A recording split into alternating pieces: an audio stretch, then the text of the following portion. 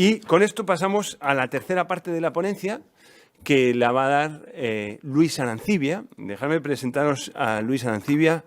Luis Arancibia trabajó varios años en Manos Unidas, después fue director adjunto durante en torno a 18 años, él sabrá decir mejor, pero director adjunto de Interculturas, fue mi jefe durante muchos años, fue presidente de la Coordinadora de ONGs de Desarrollo Española, ha trabajado asesorando al Ministerio de Asuntos Exteriores en el Consejo de Cooperación Internacional, bueno, como consultor durante muchos años, igual que José Antonio Alonso, que se me olvidó mencionarlo, y ahora es el delegado del sector social de la Compañía de Jesús a nivel nacional.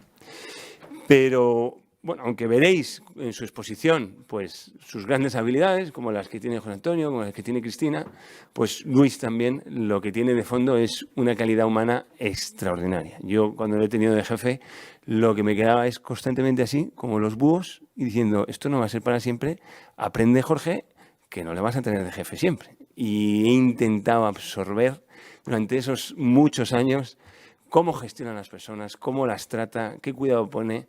Y yo lo que he aprendido, lo he aprendido de él. Así que doy el paso a Luis, que nos va a hacer esta exposición de cómo estamos a nivel nacional. Y muchísimas gracias, Luis, también por haber venido.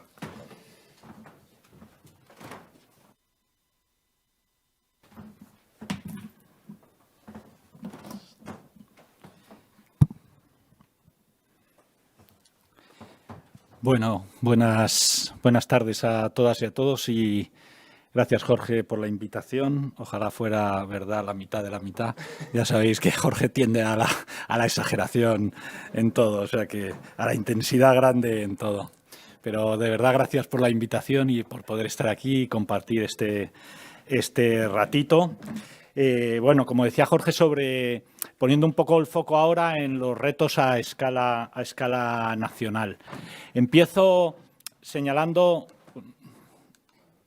las limitaciones de lo que voy a hablar, ¿no?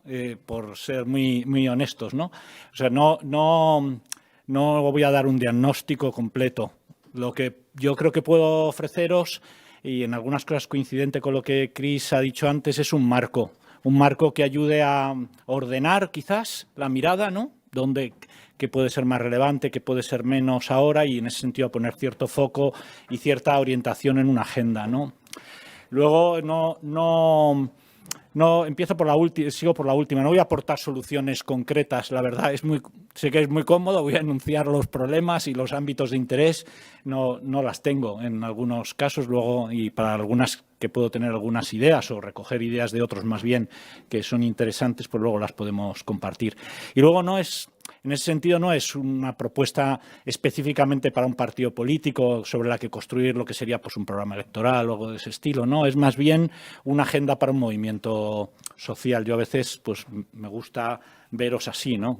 Como un partido que expresa un movimiento social, por lo tanto más amplio y más profundo, ¿no? Empiezo con esta imagen así de la niebla, ¿no? Es el momento en el que estamos. No voy a dar muchas cifras, pero empiezo con algunas cosas porque yo creo que necesitamos tomar conciencia del momento en el que estamos. La crisis de la COVID yo creo que actúa como un espejo de aumento, como una lupa, si queréis, de aumento. Lo que funcionaba más o menos bien se ve consolidado y hoy constituye pues nuestro punto de apoyo. Nos pasa a nivel personal, ¿no? Pero nos pasa a nivel social, institucional y demás, ¿no? Y sin embargo, las cosas en las que se nos veían las costuras y flaqueaban, pues ahora parecen de pronto viejísimas, ¿no? Y parecen de pronto totalmente insuficientes para afrontar lo que tenemos, ¿no? Y tenemos problemas y yo creo que esta crisis los pone de manifiesto, ¿no? Tenemos una crisis sanitaria, 1.600.000 personas contagiadas, 44.000 fallecidos a día de ayer. En realidad estimamos en unos 70.000 el exceso de fallecimiento. Tenemos una crisis sanitaria de primera magnitud, ¿no? Tenemos una crisis económica. La caída del Producto Interior Bruto este año estará cercana al 10%.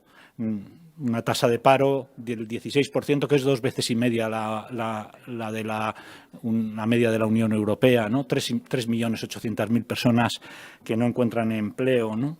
Más todo lo que Probablemente cuando acabe el sistema de apoyos y subsidios, el escudo social que el Gobierno ha puesto en marcha, pues aumentará muchísimo más, ¿no? Con cifras que son muy alarmantes. Hablamos del empleo juvenil, pero a mí me parece impresionante. Una de cada 4 mujeres con estudios secundarios no tiene trabajo. No basta la educación que ofrecemos para conseguir empleo. José Antonio y Cristina lo han mencionado, el problema de la deuda es cada vez más global. Tenemos una deuda pública del 115%, vamos a dejar una herencia de endeudamiento a todas nuestras generaciones siguientes. Tenemos una crisis económica bestial, junto con la sanitaria, pero el impacto va más allá. Tenemos una crisis social, ¿no? Casi el 50, el 49,3% de la población española tiene dificultades de llegar a final de mes en algún sentido. Eso significa, por ejemplo, que algo como 1 de cada 11 familias pasan frío este invierno, van a pasar frío. Y 1 de cada 3 pues no se va a poder ir de vacaciones, no solo por el COVID, sino porque no llegan a fin de mes, ¿no? Junto con la crisis social tenemos una crisis institucional, que no vamos a insistir, pero yo creo que esta pandemia ha puesto de manifiesto las costuras de nuestro sistema institucional. Algo no funciona bien en el diseño del que nos hemos dotado. Algo no funciona bien cuando se somete a la tensión a la que se ha visto sometido pues, todos nuestros sistemas públicos. Hay algo que no funciona bien. Nuestro diseño institucional no está terminado, no está completo. Esto es muy evidente. Y junto con esta crisis sanitaria, crisis económica, crisis social y una crisis institucional, cada una de ellas con un impacto que se prolongará más en el tiempo, yo creo que hay una crisis que solo somos capaces ahora mismo de intuir, ¿no? Que es una crisis de carácter más cultural. ¿Cuál será el impacto sobre nuestra cultura, sobre nuestra forma de funcionar, sobre nuestros hábitos, sobre nuestros comportamientos, sobre nuestras relaciones? ¿Cuál será el impacto de esta crisis? No nos pilla en la mejor de las condiciones, ¿no? Empezamos el confinamiento y todo eran carteles de estilo Mr. Wonderful, ¿no? Todo va a salir bien, pues esos carteles ya están todos ahí en el cubo de la basura porque no se han sostenido, ¿no? ¿En qué proyectos, en qué instituciones, en qué apuestas, en qué horizontes sólidos nos vamos a apoyar para salir de esto? Esa es una grandísima pregunta que tenemos por delante. Son años de modernidad tardía, ¿no? De posmodernidad, de pensamiento débil, y ahora cuesta encontrar puntos sólidos en los que apoyarse, ¿no? Bueno, frente a esta realidad, ¿qué es lo prioritario, ¿no? ¿Dónde fijarse? ¿Cuáles son los temas fundamentales de los muchísimos que podría haber? Pues eso es lo que yo os digo. Bueno, voy a intentar ofrecer como un marco. Algunas cosas os sonarán coincidentes con cosas que ha dicho Cristina. Es un marco que hemos compartido más veces, ¿no? Son 4 grandes retos, 4 grandes preguntas que en la medida en que las contestemos pues nos pueden ir ayudando a definir una cierta agenda, y eso es lo que yo voy a hacer para plantearos 4 preguntas y señalaros algunos ámbitos de interés para responder a cada una de esas 4 preguntas. Eso significa que voy a dejar fuera muchísimos temas importantísimos como la deuda, las pensiones, la vivienda, el diseño territorial de España, la demografía, muchos temas que son igualmente importantes, pero bueno, hay una opción de los que para mí quizás son los temas donde ahora nos lo podemos jugar, ¿no? Bueno, una primera pregunta la señalaba Cristina ahora para referida a Europa, la cuestión de la pobreza y la exclusión social, ¿no? Claro, esto es una agenda pensada desde la orientación del partido, ¿no? Que es una ciudadanía global fraterna, ¿no? Desde esa perspectiva, pues esta es la primera pregunta, ¿no? ¿Cuál es la suerte de las personas excluidas, de las personas que viven en situación de pobreza? ¿Tendrán un horizonte de poder vivir, ¿no? Bueno, esta imagen de las colas del hambre, en este caso en Madrid, pero podrían ser en tantas de nuestras ciudades, ¿no? Tenemos una situación de pobreza persistente en España que, a pesar de 40 años de políticas sociales cada vez más ambiciosas, no consigue eliminar. Un 5% aproximadamente de la población española vive en pobreza severa, material severa. Eso es, digamos, tener dificultades para las cosas básicas como la alimentación, un lugar donde vivir, la calefacción, cosas fundamentales. Pero a pesar de las mejoras que hemos tenido, pues un 25% de la población española vive en lo que se llama riesgo de exclusión social y pobreza. Es decir, no accede al conjunto de recursos que aseguran una vida en condiciones de dignidad, ¿no? En nuestro caso, además, pues la realidad de esta pobreza tiene algunos rostros concretos, ¿no? Y las políticas que se hagan, pues conviene que lo afronten y lo vean especialmente, ¿no? La pobreza en España es femenina, 2,5 puntos más que los hombres aproximadamente. La pobreza se centra sobre todo en las personas migrantes, porque son las que quedan fuera del sistema de cobertura. Lo estamos viendo ahora, pues son las empleadas del hogar, mayoritariamente mujeres en situación administrativa irregular, quienes quedan fuera, claro, del todo muchos de los mecanismos de cobertura social que el Estado ha puesto en marcha. Hay un tema generacional muy gordo. En España la pobreza es juvenil. No es de los adultos, es juvenil. De hecho, en las personas mayores la pobreza se ha reducido significativamente. El gasto en pensiones en España ha crecido enormemente en los últimos años y hay una redistribución generacional cuestionable, la verdad. Creo que básicamente basada en que la gente mayor es la cantera de votos de los partidos tradicionales y hay que asegurar eso por encima de todo. Los pobres hoy son gente joven. Y eso es un verdadero drama. Y luego, pues territorialmente, las comunidades situadas en la franja sur y más al oeste, pues son las comunidades donde se concentra la pobreza, ¿no? Frente a eso, ¿qué políticas o qué ámbitos son interesantes hay que abordar? Bueno, desde una perspectiva más clásica, diríamos, de la derecha, de las posiciones liberales, la solución es empleo. Y eso es lo que básicamente la derecha aplica. Frente a la pobreza, lo que hay que hacer es dar empleo. Las posiciones, diríamos, más de izquierda, ¿cuáles son? Pues ampliar la cobertura y los derechos sociales. Yo creo que ambas son verdad y ambas tienen limitaciones.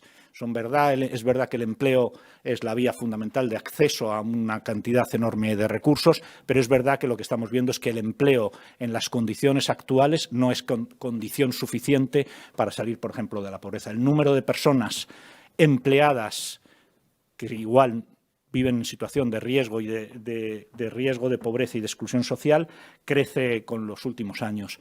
Y también es cierto que solo la ampliación de diseño de políticas y la ampliación de derechos sociales por sí no basta.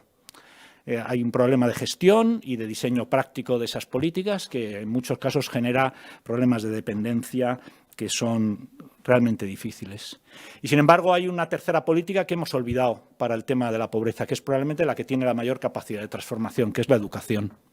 En España hablamos mucho de educación, pero casi nunca referido. Ahora hemos tenido el debate sobre la ley CELA. No habréis visto muchos temas referidos al impacto de la ley CELA o de cualquier otra reforma educativa en el tema de la pobreza. Y, sin embargo, la educación es el ascensor social más fuerte. En España lo hemos visto en los años 80, la cantidad de personas que accedieron, por ejemplo, a educación superior cuando sus padres no habían completado a veces ni los estudios primarios, ¿no? Ahí hubo un salto en 1 o 2 generaciones enorme cuando se universalizó la educación pública en España. Desde entonces tenemos un problema muy serio de calidad en la educación y de gestión del sistema educativo español que, sin embargo, no se aborda, ¿no? Todas estas políticas de empleo, de políticas sociales y de educación también remiten a un tema muy importante que José Antonio lo señalaba, que es la importancia de lo público y de los sistemas públicos. La crisis del COVID ha subrayado la necesidad de contar con políticas públicas capaces de sostener la sociedad, sobre todo cuando los tiempos vienen malos. Probablemente tenemos que rescatar lo público, ensanchar el concepto de lo público y tenemos que considerar que lo público va más allá de aquello que es simplemente estatal. Como todos, de una u otra manera, en nuestra participación en aquello que afecta al conjunto y que se mueve con lógicas distintas de las lógicas de mercado, se mueve con las reglas de lo público. Como lo público no se apropia por nadie, ni por lo privado, pero probablemente también por el Estado, que no se hace monopolio de lo que se considera lo público. Yo creo que este es un tema que necesitamos con fuerza. Una segunda pregunta que marca la agenda. ¿Será sostenible nuestro mundo? Bueno, yo creo que esto ya es evidente. No se puede pensar una agenda social, una agenda de ciudadanía global, una agenda de justicia social sin incorporar la dimensión medioambiental. Quizás eso es una de las grandes deficiencias que los movimientos de carácter más social, de defensa de la lucha contra la desigualdad y la pobreza, hemos olvidado durante mucho tiempo, ¿no? No voy a entrar en mucho detalle en esta parte de la sostenibilidad.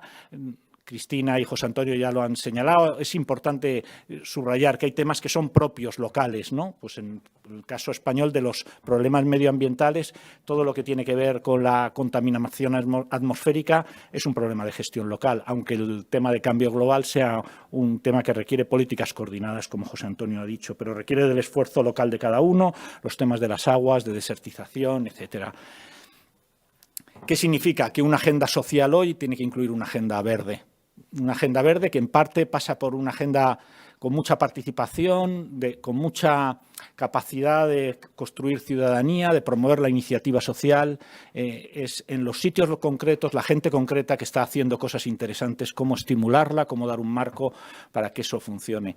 Hay que abordar los temas del sistema productivo, pero en particular lo que tiene que ver con energía y movilidad. Eso parecen dos factores clave. Y en tercer lugar está la gestión de los territorios, ¿no? La España vacía y ese gran reto, ¿no? Bueno, esto remite, me parece, que a una pregunta sobre la justicia socioambiental, ¿no? En el fondo, necesitamos revisar nuestra agenda de justicia social, incorporando de manera más firme las conexiones con el tema medioambiental. Una tercera pregunta, un tercer reto fundamental. Yo creo que en este momento diría que es el reto más importante que tenemos por delante, la pregunta de si seremos capaces de vivir juntos. Esta es la gran pregunta, me parece, en este tiempo. ¿Podremos vivir juntos? Este es el gran reto y me parece que hoy en día no es posible construir una agenda de ciudadanía global fraterna sin tratar de encontrar mecanismos para dar respuesta a esto, ¿no? José Antonio y Cristina lo han subrayado ya, ¿no? Vivimos, por un lado, en sociedades cada vez más desiguales, ¿no? Esta imagen de José Palazón, esto es Melilla, esa es la frontera, la valla de Melilla, y este es el campo de golf que hay en Melilla, ¿no?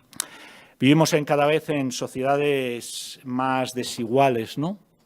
Y el reto es poder convivir juntos. La gran apuesta ahí tiene que ser la apuesta por una fiscalidad justa y transparente, como ya José Antonio ha señalado. Vivimos en sociedades que cada vez son más diversas. España es una sociedad y va a serlo cada vez más diversa. El reto es el reto de la acogida y de la integración de las personas migrantes. España no lo ha hecho mal en eso, dentro de todo, en comparación con otros países europeos. Cristina sabe muchísimo más que yo de esto, pero la sensación es que una de las claves de esa respuesta tiene que ver con el arraigo, con la posibilidad de que la gente tenga acceso a los papeles al cabo de un tiempo de demostrar que ha podido estar en España. Esto en otros países de Europa no existe y probablemente es uno de los factores que está permitiendo la integración social de las personas migrantes, ¿no? Es el reto, perdón, voy pasando más deprisa para no alargarme, es el reto también de vivir en sociedades cada vez más individualistas, donde la soledad, José Antonio lo ha dicho antes, la soledad se convierte en un problema ya no individual, sino en un problema social, ¿no? Años de la ética de sálvese quien pueda, pues nos llevan, y de destruir los espacios de pertenencia, pues nos llevan al tema de la soledad. Y frente a la soledad, aquí he ido poniendo las distintas cosas, frente a la soledad yo quiero subrayar algo que ya José Antonio ha señalado antes, que es la importancia de fortalecer las comunidades de pertenencia. Necesitamos pertenecer a sitios donde encontramos nuestra identidad, donde nos relacionamos con otros, donde construimos lo que somos individualmente, pero también se va construyendo ese tejido, esa red que al final conforma una sociedad, ¿no? Esto es así, la gente lo sabe. La Mutua se inventó hace unos años el anuncio de soy de la Mutua. Bueno, porque tenemos tal déficit de comunidad de pertenencia que podemos pertenecer hasta una agencia, una compañía de seguros, ¿no? Pero realmente eso satisface nuestro sentido de pertenencia. Tenemos un déficit, un anhelo que nuestra sociedad actual no cubre, ¿no? Y por último, el tema de la polarización y la fragmentación, ¿no? Y en esto, pues el COVID lo ha traído aún más, ¿no? Pero la sensación de la división, la imposibilidad del encuentro, del diálogo, del punto de apoyo. Yo creo que ahí el reto es profundizar la democracia, entendida como una vía, como una oportunidad de participación en lo público y no solo como una votación cada 4 años, ¿no? Esto, en el fondo, todo nos remite a la cuestión del bien común, recuperar la importancia del bien común, quién lo defiende, quién lo promueve, desde dónde. Bueno. Y la última pregunta es una pregunta que quizás desde una óptica de un partido político es más extraña, pero desde una agenda en favor de la justicia social es clave. ¿Habrá quienes sostengan la solidaridad y la fraternidad? ¿Habrá quien la defienda en el futuro? Bueno, sin gente capaz de defenderla, sin gente capaz de hacer una foto como esta, que es una foto de una patera en Canarias, pues no sabremos lo que está pasando en Canarias, ¿no? Habrá gente que lo sostenga. En el fondo es el problema de la sociedad, de la cultura de nuestro tiempo. Bueno, vivimos un tiempo de una cultura, de una sociedad desencantada. La promesa de que la globalización nos iba a traer la época de progreso, pues está rota. Para las generaciones más jóvenes no es evidente que la democracia nos haya traído el mayor bienestar. Nosotros probablemente lo hemos vivido, pero mis hijos no tienen esta sensación, ¿no? Es la primera generación en mucho tiempo que mis hijos van a vivir peor, lo van a tener bastante más difícil de lo que he tenido yo, de lo que lo he tenido yo.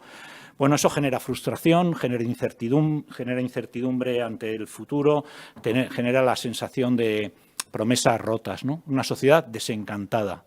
Frente a eso, ¿cómo podemos ofrecer horizontes mayores, ¿no? Horizontes mayores en los que apoyarnos, lo que antes os decía, que nos hagan que el todo va a acabar bien no acabe en el contenedor de la basura ante la primera dificultad, ¿no?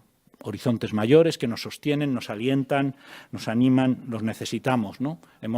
Hace 20 años se nos cayeron casi todas las utopías, los grandes relatos de sentido y ahora nos encontramos huérfanos, ¿no? No solo de los horizontes, probablemente también de las prácticas que eso conlleva, ¿no?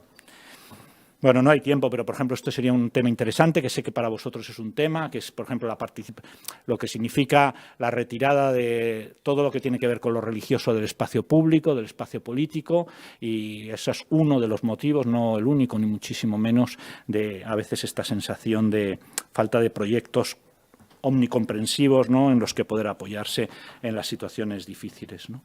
Y, por último, tenemos unas mediaciones sociales muy frágiles, una sociedad civil muy frágil, muy debilitada en España. Se ha mostrado, bueno, menos del 10% de la población española participa y necesitamos cauces de participación en esa vida pública.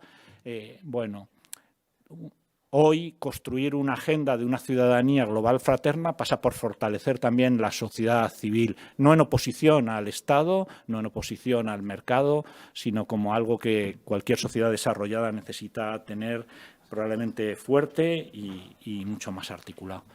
Bueno, y esto, por lo tanto, remite al tema de la ciudadanía que vosotros habéis señalado. Al final, pues como veis, 4 grandes ámbitos, 4 grandes preguntas, 10 ámbitos para construir una agenda con 4 conceptos a recuperar. Me parece ninguno de ellos es nuevo, pero quizás nos pueden ayudar. Muchas gracias.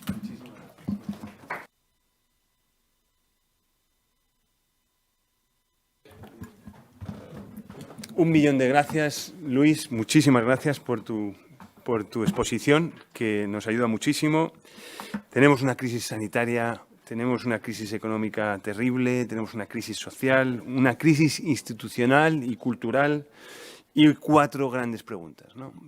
Encontrarán un sitio donde vivir las personas excluidas de nuestro mundo, de nuestro país, la importancia de lo público, nos damos cuenta con los momentos que estamos viviendo, la sostenibilidad y la necesidad de poder vivir juntos, de crear esas comunidades de pertenencia y donde todos de alguna manera estemos integrados.